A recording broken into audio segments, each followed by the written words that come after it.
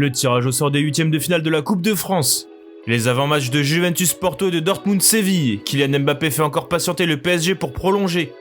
Les premières indications tactiques de Sampaoli à l'OM ou encore l'idée novatrice de Lyon pour la baisse des salaires. C'est parti pour le journal Made in Foot du jour.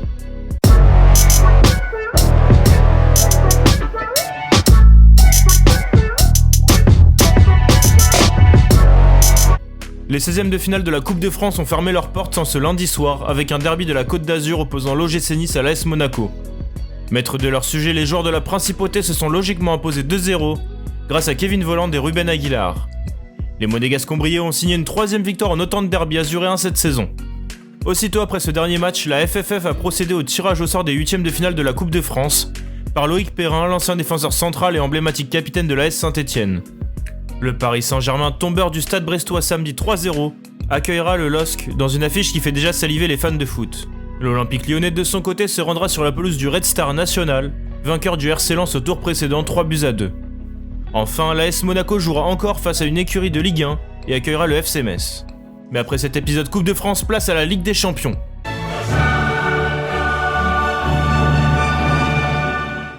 La Juventus reçoit le FC Porto ce mardi à 21h, dans le cadre d'un 8e de finale retour de LDC. Après leur défaite 2-1 l'aller, les Bianconeri devront tenter de s'imposer, sans Danilo qui est suspendu et Paulo Dybala qui souffre d'un pépin physique. Rodrigo Bentancur a de son côté été testé positif au Covid-19 et se trouve actuellement placé à l'isolement. Cristiano Ronaldo sera quant à lui bien présent pour tenter d'éliminer un club portugais. De son côté, Porto se déplace avec un groupe au complet à Turin. Pour l'autre affiche du soir, le Borussia Dortmund doit finir le travail avec la réception du Séville FC à la même heure. Les Allemands ont pris une option en remportant le match aller en Espagne 3-2, grâce notamment à un doublé d'Erling Haaland. Le Norvégien est bien évidemment présent ce soir pour martyriser encore une fois la défense andalouse. De leur côté, les Sévillans devraient aussi se présenter avec une équipe au complète. Le Français Jules Koundé est pressenti pour être titulaire en défense centrale, tandis que l'ancien de Ligue 1 Lucas Ocampos sera l'une des premières menaces offensives de Julen Lopetegui. En fin de contrat au mois de juin 2022, Kylian Mbappé cristallise toujours les attentions du côté du Paris Saint-Germain. Le PSG espère une réponse imminente de son attaquant au sujet de sa prolongation de contrat, mais rien ne laisse penser qu'il l'aura de sitôt.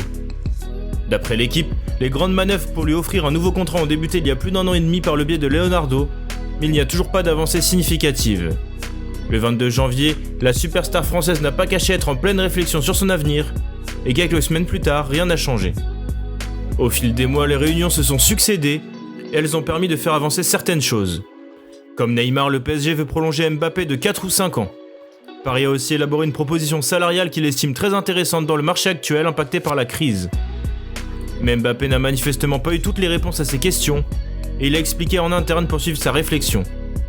S'il est heureux à Paris, il n'a pas les garanties suffisantes pour se projeter sur 4 ou 5 ans de plus en Ligue 1. Toutefois, le PSG est pressé et veut désormais trancher à 16 mois de la fin de son bail.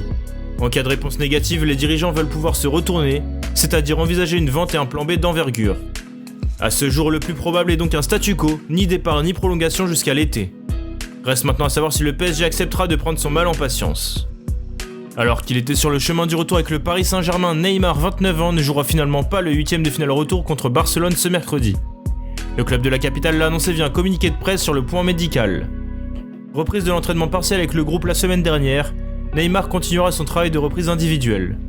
Un nouveau point sera fait dans les prochains jours. Comme à l'aller, le PSG devra donc faire sans sa star brésilienne pour affronter le Barça.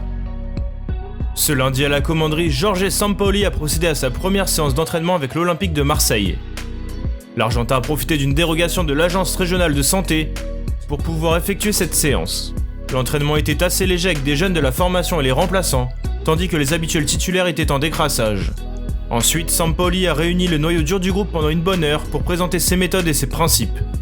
D'après l'équipe, l'Argentin a promis du travail, beaucoup de travail à son groupe, et n'est pas revenu sur l'élimination face à Canet-en-Roussillon, qui l'aurait particulièrement inquiété et atterré. L'ancien de Séville a ensuite procédé à une séance vidéo pour expliquer ses premiers concepts en matière de positionnement et de sortie de balle. Enfin, Sampaoli aurait d'ores et déjà annoncé que l'OM allait jouer en 5-3-2, et ce dès mercredi face à Rennes, en match en retard de la 22e journée de Ligue 1. Pour limiter la casse face à une crise sanitaire qui dure, l'Olympique Lyonnais vient d'officialiser un accord inédit. Dans un communiqué dévoilé ce lundi en début de soirée, le club rhodanien explique que les joueurs et joueuses ont accepté une conversion en actions d'OL Group d'une partie de leur rémunération, représentant entre 5 et 25% du salaire, et ce à partir du mois de février pouvant aller jusqu'au mois de juin 2021. En clair, Oussama Aouar, Memphis Depay et tous les autres ont désormais des actions dans leur propre club. Merci de nous avoir écoutés, n'hésitez pas à partager et à vous abonner pour de nouveaux podcasts. À bientôt sur Made in Foot.